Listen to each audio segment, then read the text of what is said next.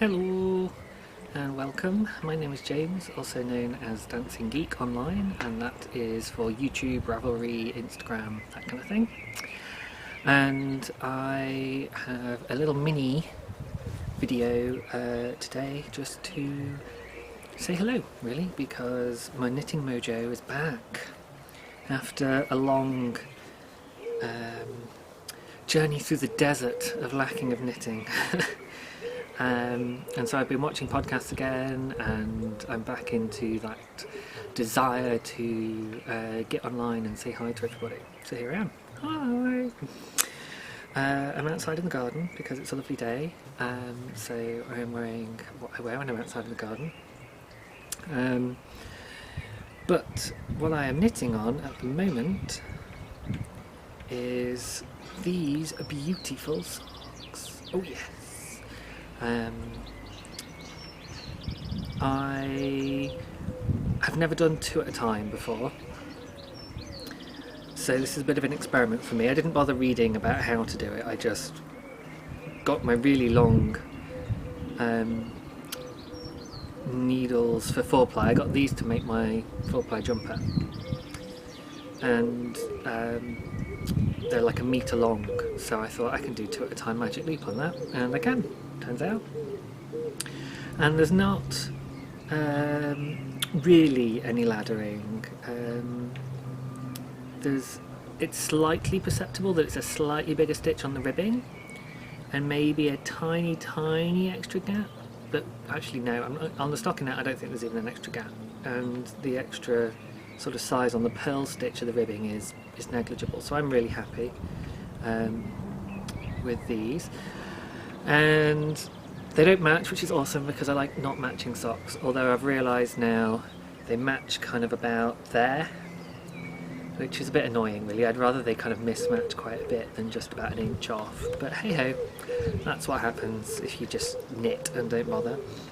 And the reason I'm doing two at a time is because these came in 50-gram balls, and they are Drops Fable print superwash wool, 75 wool, 25 polyamide, and I got these, I believe, from a D-stash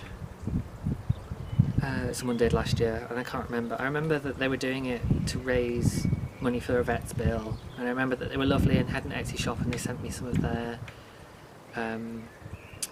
sent me a little tin with some of their stitch markers on it, but the name escapes me at the moment. These are going to be dyad socks from Sock Architecture, which I got at Christmas. It's the second pair that I've made from these. The first pair that I've been Instagramming and stuff was bootstrap. So I don't know if you saw that. There we go, it's a bit better. Which are really fun because it's a really different construction of the heel. It's called Balbriggan. It's a really interesting construction. I just thought, oh, is that privileged information? And then I remembered that Lara Neal actually wrote about that on Instagram, so it's fine. Lara Neal wrote the book.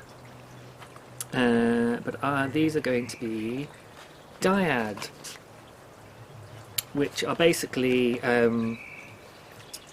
plain stockinette but with a different colour heel and toe.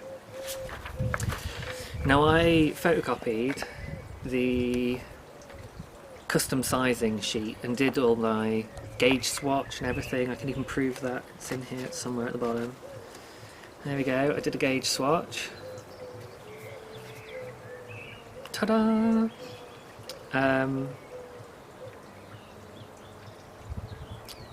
It's sort of 4 inches by 2 inches plus a bit, because I can't be bothered to do a full 4 inch by 4 inch square. That's way too much effort for the row count, which is not that important.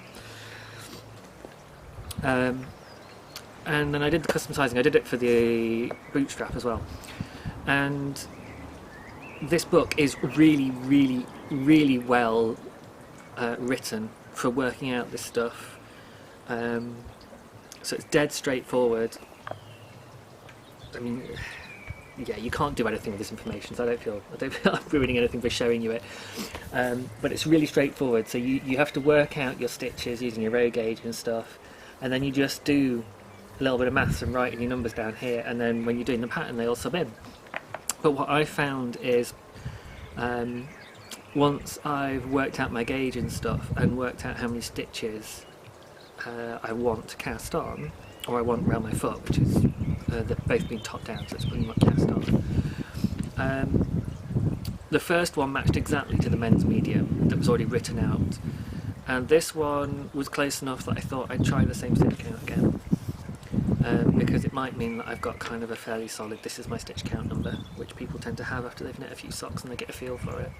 So I'm trying it again. It's a little bit bigger than my gauge warrants, but it's less than a 1/4 inch bigger, which again the book kind of was like, if it's less than a 1/4 inch that you're jiggling it to get it to fit the pattern, then that's fine. So I thought, okay, well, I'll give it a go. And it just means that you avoid strange like fraction numbers and stuff where they might be applicable, and it saves having to work stuff out and constantly reference numbers. It's all written in the book.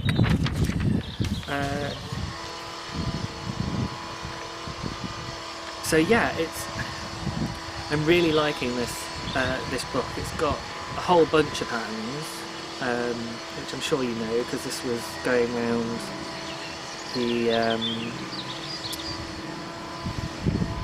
the podcast last year, which is why I got a copy in the end.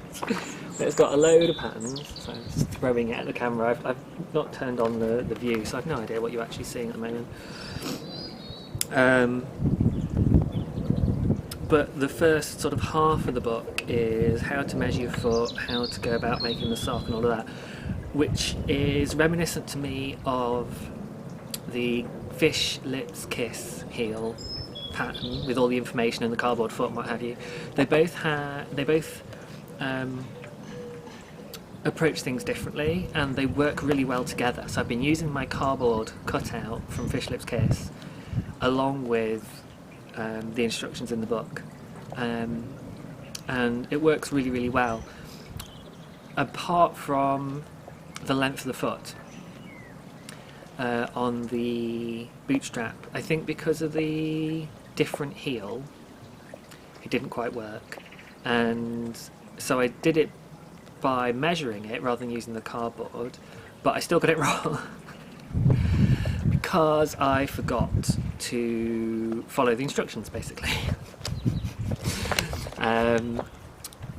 So that is what I am up to at the moment, and this is what I'm going to use as my contrast heel and toe. So if you imagine that being the contrast colour, so it's really, really bright, but it matches, it's like a brighter version of the peachy orange that's already in this yarn. And this is what I used on my cuff, heel and toe sock, the one where they all three were different, way back when. I've not grabbed anything else to show you guys because I wasn't going to do a full episode by any stretch of the imagination. I just wanted to record a little bit and get back into the swing of things. So rather than set myself any goals, I'm just allowing it to happen as and when, you know. And the fact that it's been a really glorious few days has really perked me up and given me lots of energy to come and do this. So yeah, I've been on a sock knitting mission the last week, and I've done a whole bunch of, tidied up a bunch of whips and stuff from last year, and I'm working on the project that I got a year ago that I took from my sister, a work in progress a year ago, and I've just started working on that for her because that's really complicated and it's for someone else, so you know I have to really stick my nose to the grindstone for that one. But I'm chuffed with what I've done so far. I need to meet up with her and check out my progress. And yeah, so that's what's up. Can